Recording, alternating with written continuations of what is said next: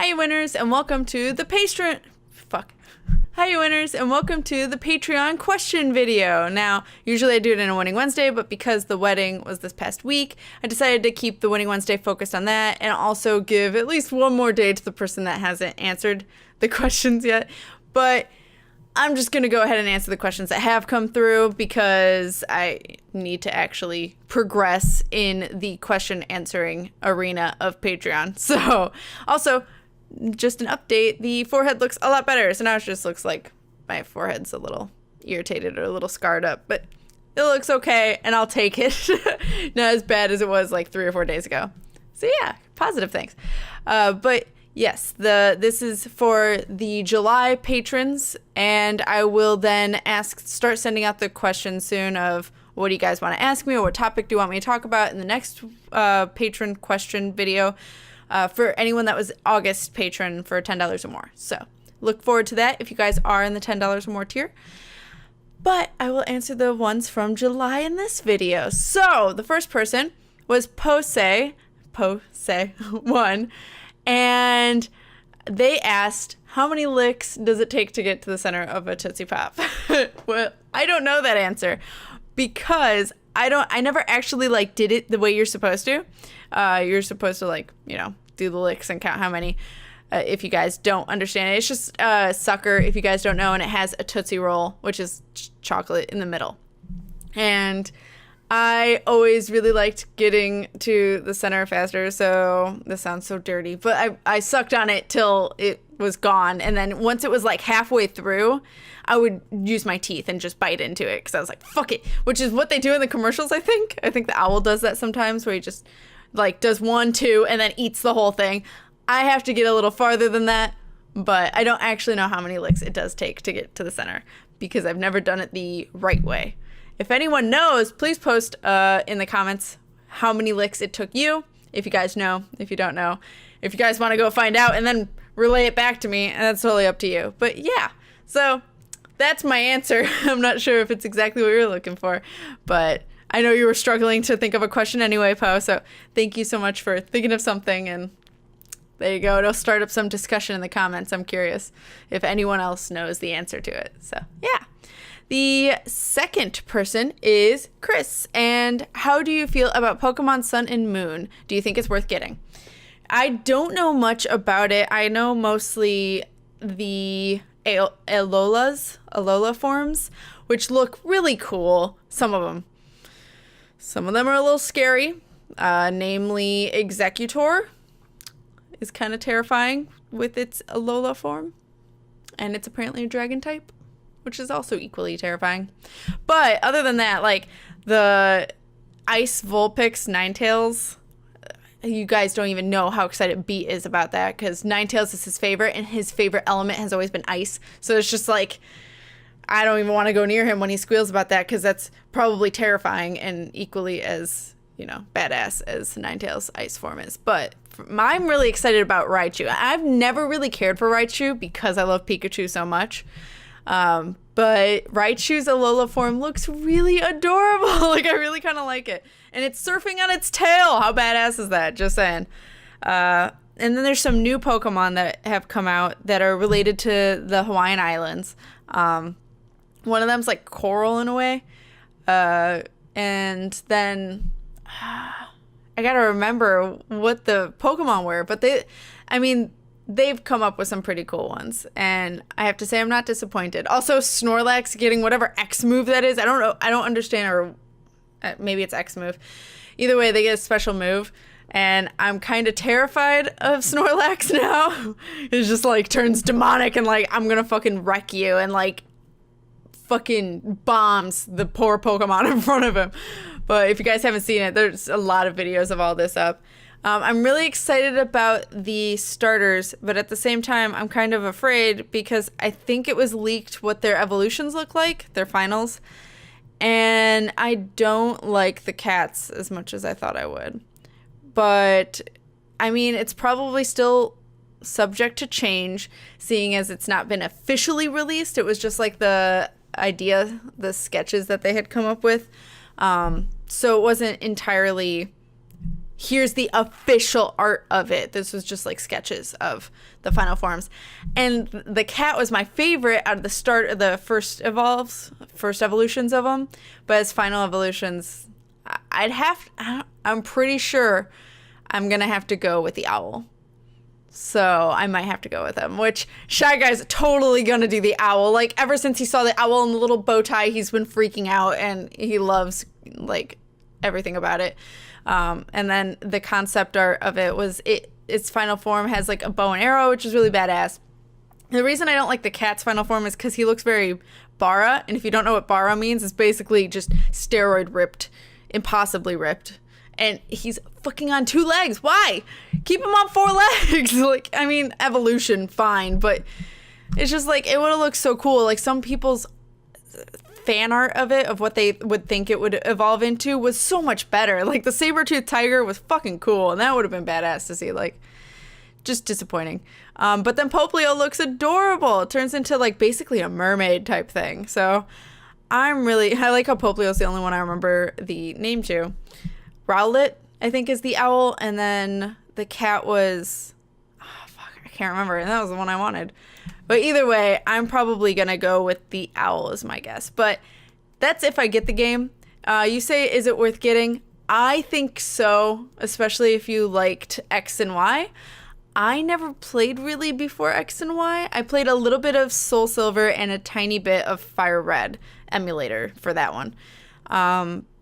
So I didn't really grow up with Pokemon. I just started playing it in college because that, being in college is like being a kid again. And not true, but you end up liking things you liked when you were a kid. And X and Y was definitely my favorite. And I think it's mostly because I got to pick what I look like. And I think for Sun and Moon, they're planning on doing that again. So I really hope they are, because that'd be really cool. But I would say it's probably worth getting if you really liked the most recent ones. I hope they follow the trend of customization, and the fucking team looks hysterical because it's just a bunch of punks, like just a bunch of goth punk people. This is pretty great. / gangsters. I don't understand what they're doing with it. My nose itches. There's a cat hair on it. I don't know what they're doing with the team, but I really like the standard grunt girl. She's cool, and I was like, I'd cosplay you in little white short shorts, and like her gas mask type thing. But yeah, so I'm excited for it, but I'm conflicted in some areas. But if I don't get it, it's only gonna be because of money, not because I don't want it. I would get it if I could easily. So yeah. That is my opinion. So that's Chris's question. Then the last person that I've received is Grev. And Grev asked quite a few questions. I'm going to try and sum them up easily. We'll see. What did you study in university? I'm assuming you mean like in college. I'll answer that before I start reading. I studied studio art, specifically in studio art. It wasn't graphic design or video game arting concept art. It wasn't like any sort of focus like that. I went to a school that is a liberal arts school, so it was all over the place. It was very much learn your focus, but you have to also learn all these other subjects like geology or math or creative writing or just writing in general. I took creative writing.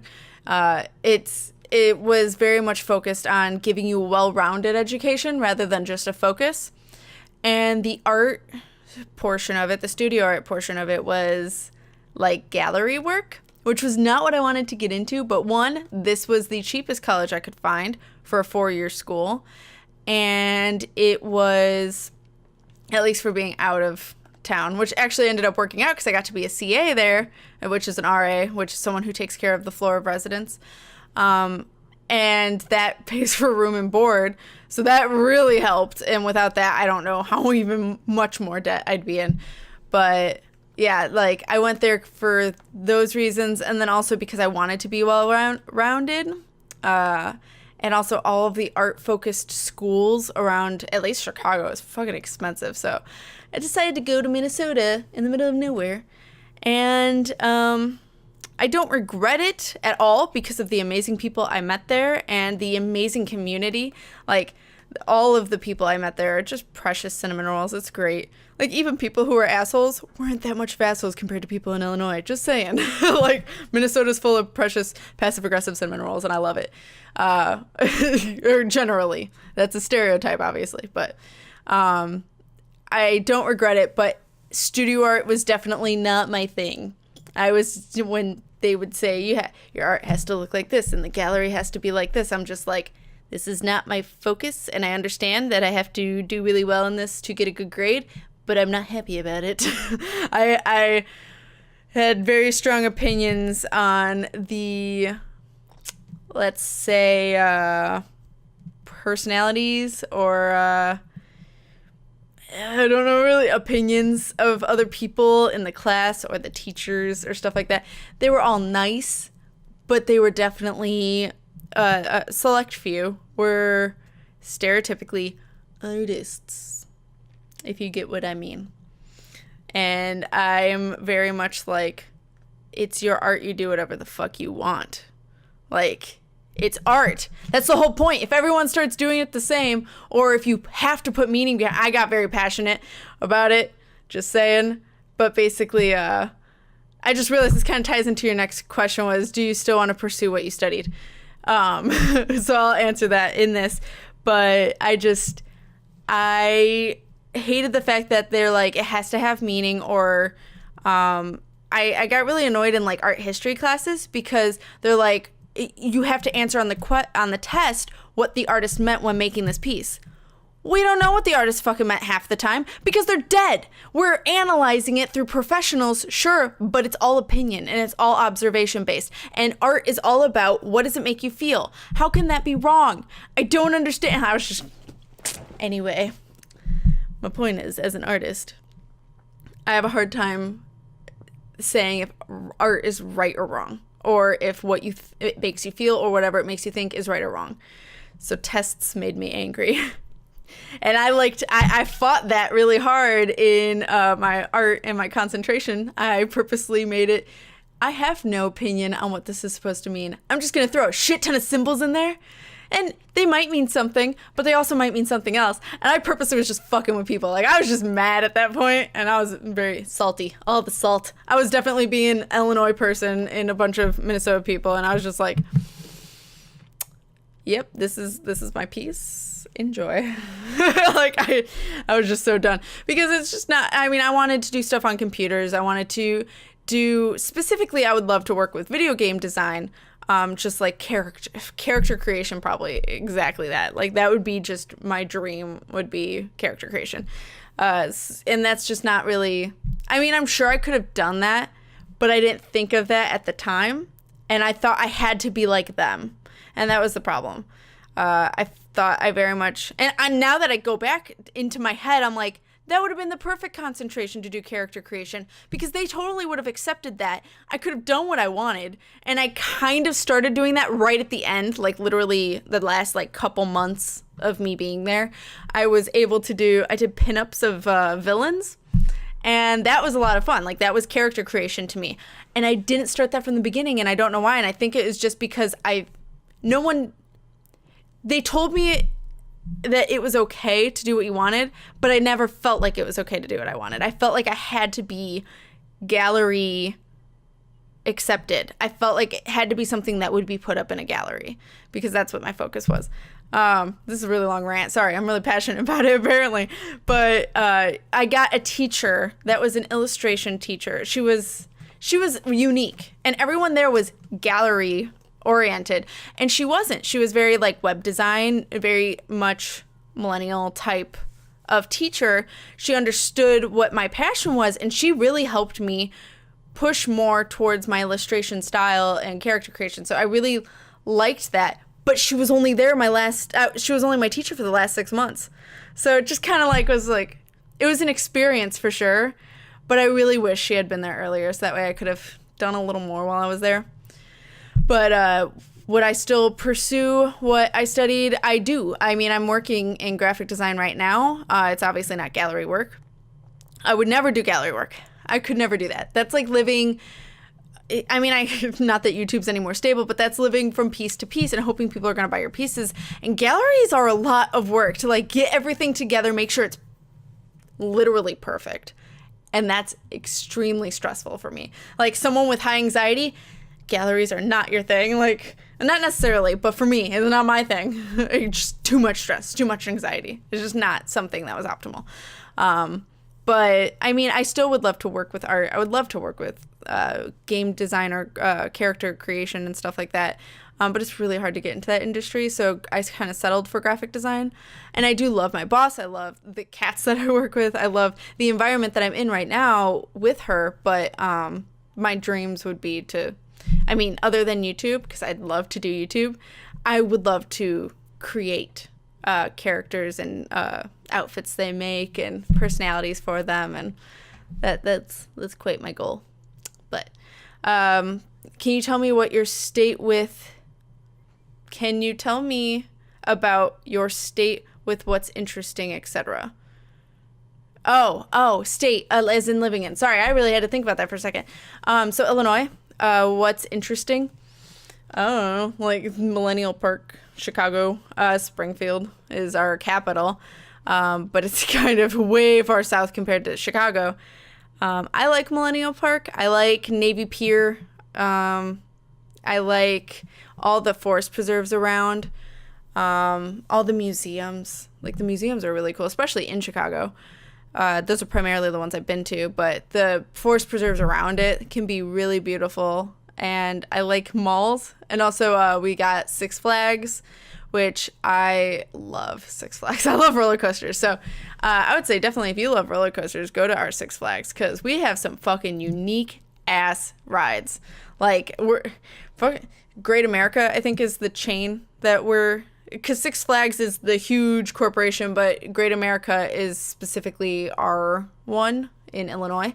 And they're trying really hard to make all their rides unique, like super unique shit.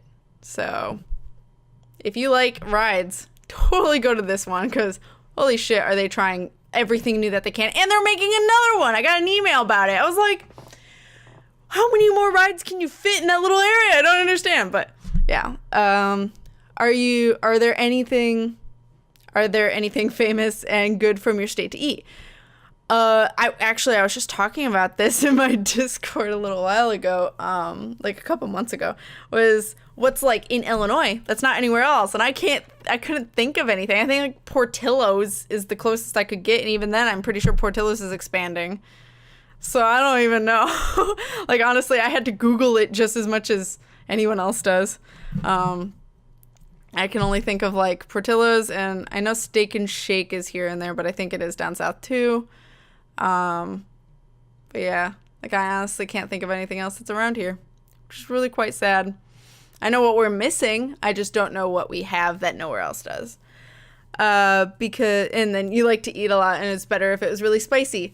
I'm sorry, I literally don't know, especially like I know some places near-ish, but those are specific places that I'm pretty sure are just like, I don't know. I don't like spicy food, so I tend to not eat at the spicy food places. So I have no idea, literally. Tacos El Norte is a good one, but I really don't know where they are, if they're in Illinois or if they expanded more.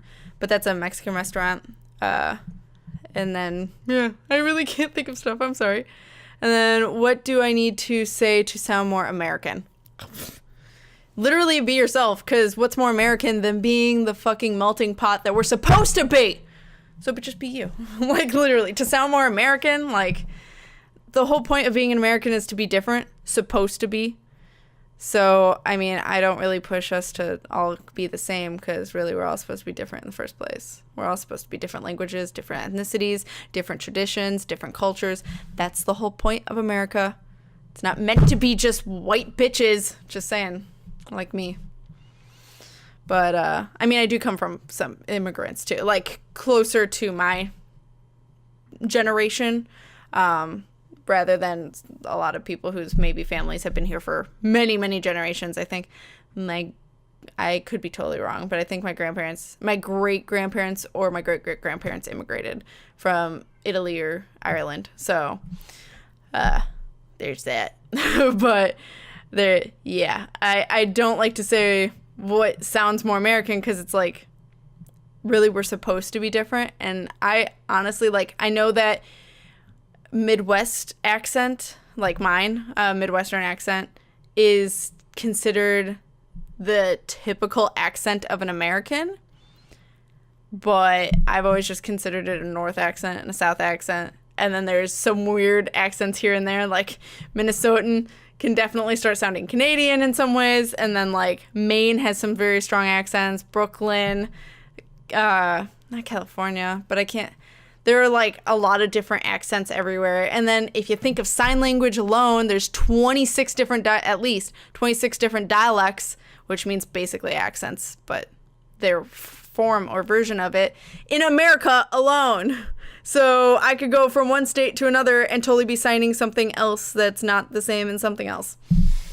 So, yeah, I don't really know how to answer that because I purposefully don't try to focus too much on what makes us the same, and I like seeing what makes us different. I know it's super cheesy and super like, oh, you're just saying that because whatever reason. No, I'm like completely serious. Like, we're supposed to be freaking different. I'm a little frustrated that so many people try. Not like you, Grev. You're totally fine. Like, you saying sound more American, I take that as you're not American, and I totally get that. But people who are American are like, everyone needs to be the same, or like, you know, the stereotypical assholes are basically like, everyone needs to be the same, everyone needs to learn our language, everyone this. And not that I haven't had thoughts like that when I was younger and naive, but now that I'm more educated, it's like, no, like, the whole purpose of us is to be different and is to experience each other and experience each other's cultures and traditions. So I'd much rather learn more about you guys. And like, Grev, you're from a different place. I'd much rather learn about your area because America's like, well, America's currently like tumbling downhill. But other than that, it's like we try so hard to be the same, but we're all from different places and we all have different histories. So I really like to know what your traditions or cultures are. So if you guys want to talk about yours in the comments, you know I'll read them. So go right ahead. If it's really long, it might take me a while to respond back, but you know I read them. But yeah. And then the last question was, do you watch any other YouTube channels and do you draw any inspiration from them? I pretty much only have time to watch like 3 people. I watch John mostly, and I don't watch any playthroughs that I want to play or games I want to play. I try to play everything blind unless I just got way too excited and watch them play it. But like, I watch some of John's, I watch some of Craven's, and I tend to watch a little bit more of Craven's only because he focuses more on short indie games. So I'm like, oh, I'm not going to play that one, I'll watch it. Whereas John tends to do more playthroughs, and I'm like, I want to play that game, but you're like uploading 10 parts of it. Shit. Which hasn't been much recently, but that was a lot in like the last year. And then Bowling Otter. Like, those are like the 3 I consistently watch gaming channel wise. I will try to watch some Matthew Centaro here and there, or who else do I check up on? Simon's Cat. I will watch every single Simon's Cat, but that's because it's only 2 minutes out of my day out of like once a month. So there's that. I mean, I'm subscribed to a lot of channels and I'd love to watch more. Like, I have a bunch of YouTube friends. I just only have time for certain videos. And even then, I haven't watched a lot of their videos recently. So, yeah, unfortunately. But let me know what you guys watch or who you guys come from. Because I always get, I sometimes look at who's subscribed to me recently and see, like, sometimes it'll tell you what other people they're subscribed to. And I'm always curious when you guys don't come from someone I know or that I'm friends with, because I'm like, how'd you find me? I'm like dug deep in the YouTube hole. Like, how'd you grab me from the mass pit of YouTubers? So, yeah, so I always get surprised when you guys are finding me not through like Craven, John, Bowling Otter, Keita, Dark, Jake, just the mass amounts of people, Sino, Gab, whoever that I've played with. You guys are just out of nowhere grabbing me from it. So I do draw inspiration probably closer to John Craven and Bowling Otter, and all 3 of them are so very different.